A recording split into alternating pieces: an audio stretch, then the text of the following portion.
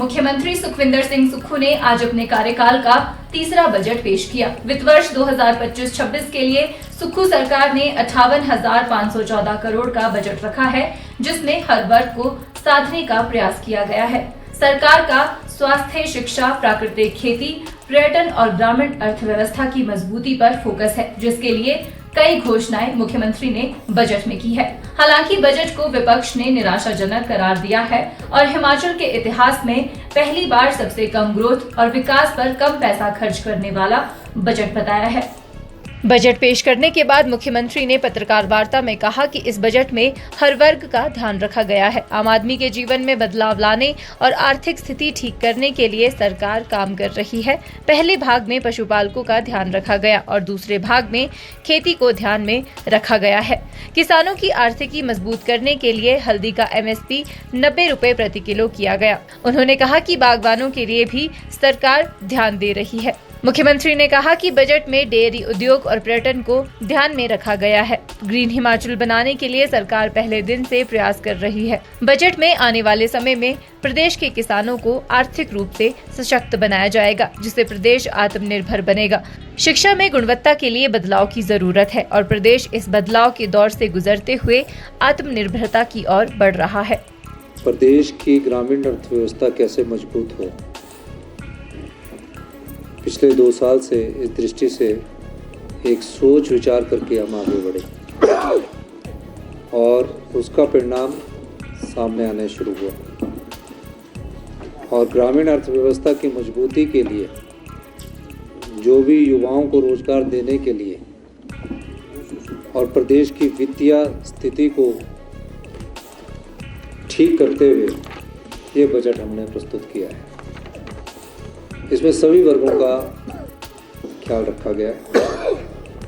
सबसे पहला वर्ग ग्रामीण अर्थव्यवस्था की मजबूती के लिए जो हमारे किसान हैं, बागवान हैं, पशुपालक हैं, जो नित्य इस रोजगार से जुड़े हैं, उनको कैसे आत्मनिर्भर बनाया जा सके, उनके कैसे आर्थिक समृद्धि मजबूत की जा सके, इस दृष्टि से हमने उन बिंदुओं को चिन्हित किया जिन बिंदुओं के सहारे वो अपना जीवन यापन करते हैं। पहला बिंदु पशुपालन से संबंधित था। पिछले वर्ष हमने गाय के दूध में 32 रुपये हुआ करता था, 13 रुपये की बढ़ोतरी की, 45 रुपये किया। और भैंस का दूध जो 45-47 रुपये होता था, उसको बढ़ाकर हमने 55 रुपये किया। आपने देखा होगा कि कोई योजना 1 साल के लिए नहीं लाई जाती है। उसकी रूपरेखा, उसका स्वरूप आपके दिमाग में बना होता है। और मेरे पास ग्रामीण अर्थव्यवस्था का स्वरूप बना हुआ है, जो हमने अनुभव किया अपने जीवन में। उस अनुभव के माध्यम से हम इस क्षेत्र में महत्वपूर्ण बदलाव लाने की कोशिश कर रहे हैं। आम आदमी के जीवन में बदलाव कैसे आए, कैसे उसकी आर्थिक स्थिति मजबूत हो, इस दृष्टि से भी हमें कार्य करने की जरूरत है। और मैं आपको ये आश्वासन देना चाहता हूँ हिमाचल की जनता को कि आने वाले समय में ये ग्रामीण अर्थव्यवस्था और तेज़ी से आगे बढ़ेगी। अभी हमने जो बजट प्रस्तुत किया उसमें पैसे का एलोकेशन भी कर दिया गया है।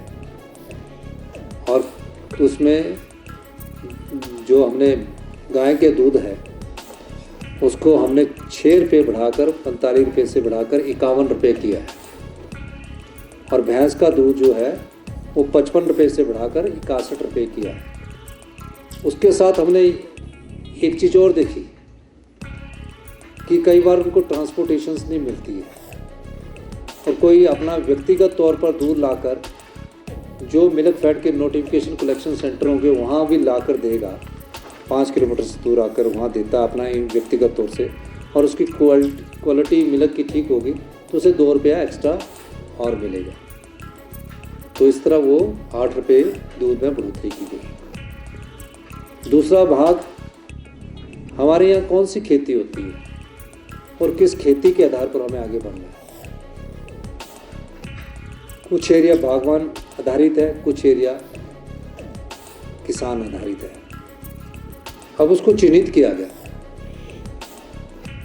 जो खेती हो उसमें कैसे उनको उपज का सही मूल्य मिले। पिछले वर्ष हमने पहली बार मक्की का, प्राकृतिक मक्की का मूल्य 30 रुपये तय किया और जनता के वहाँ जो किसान थे उनके हाथों में पैसा गया। मक्की का हमने, गेहूं का हमने 40 रुपये तय किया। अभी गेहूं खरीदी नहीं गई क्योंकि पिछले वर्ष हमने पहली बार मक्की का, प्राकृतिक मक्की का मूल्य 30 रुपये तय किया और जनता के वहाँ जो किसान थे उनके हाथों में पैसा गया। मक्की का हमने, गेहूं का हमने 40 रुपये तय किया। अभी गेहूं खरीदी नहीं गई क्योंकि गेहूं का सीज़न खरीदने का अब है। जो भी प्राकृतिक खेती से उगाया जाएगा उसका हम गेहूं का सीज़न जो होगा उसमें वृद्धि की गई। इस बार हमने कहा कि मक्की का जो मूल्य है प्राकृतिक खेती से उगाई मक्की का, वो 40 रुपये सरकार खरीदेगी और 60 रुपये जो गेहूँ वो सरकार खरीदेगी। इसके बाद हमने एक चीज़ देखी कि लोगों ने खेती करना छोड़ दिया। उसका मूल कारण बंदरों द्वारा फसलों को उजाड़ना है, नील गाय सूरों द्वारा फसलों को उजाड़ना है। तो हमने कहा कि कोई ऐसी उपज ढूंढी जाए जो किसान लगाए और किसान को उसकी आय हो। इस तरह से हमने पाया कि टर्मरिक जो है, हल्दी जो है, अगर उसको लगाते हैं तो उसको बंदर नहीं खाता है। जब अंकुर फूटता है तो बंदर उसको निकाल के, कई बार मक्की के अंकुर को फूट करके निकाल के खा लेता है। और हमने ये पाया कि 9 महीने में हल्दी तैयार होती है। उसे 90 रुपये 90 रुपीस प्रति किलो के हिसाब से हिमाचल प्रदेश की सरकार खरीदेगी और तकरीबन 9 महीने बाद जब किसी के पास 10 क्विंटल मक्की होगी उसकी जेब में 1 लाख रुपया होगा। उस मक्की के साथ अगर वो गेहूँ भी पैदा करता है, अगर 10 क्विंटल गेहूँ होगी तो 60,000 रुपया उसको मिलेगा और उसके साथ 40 मक्की भी पैदा करता है, 40,000 रुपया भी उसको मिलेगा। तो एक गांव के किसान के पास जो कार्य करेगा तो उसको एक साल में 2 से 2.5 लाख रुपया आराम से आय हो सकती है। हल्दी को उगा के उसको ज़्यादा देखभाल नहीं करनी पर सरकार खरीदेगी। उसके अलावा इन खेतों को बचाना है हमें। तो आपने देखा कि हमने मुख्यमंत्री संरक्षण योजना लाई है कि नील गाय ना घुस सके तो उसमें जालीदार सोलर ऊर्जा और नुकीली तारों का इस्तेमाल के लिए हमने बजट में प्रावधान किया गया। 1 साल बाद आप इनकी स्थिति में बदलाव देखो। जब हमने दूध का रेट बढ़ाया तो आनी, रामपुर, रोडों में वो बदलाव हमें देखने को मिला। अब हमें एक साथ दूध का रेट हम पहले अगर बढ़ाएं तो उसके लिए हमें इंफ्रास्ट्रक्चर की ज़रूरत है। तो इंफ्रास्ट्रक्चर बनाने के लिए भी हमने ढगवार का काम शुरू कर दिया है जो अगले मार्च में बनकर तैयार हो जाएगा। तो इस दृष्टि से खेती को कैसे मजबूत किया जाए और गांव में रहने वाले किसान और आम आदमी जो खेती पर निर्भर है उसकी जेब में कैसे पैसा डाला जाए, ये दृष्टिकोण रखा जाए।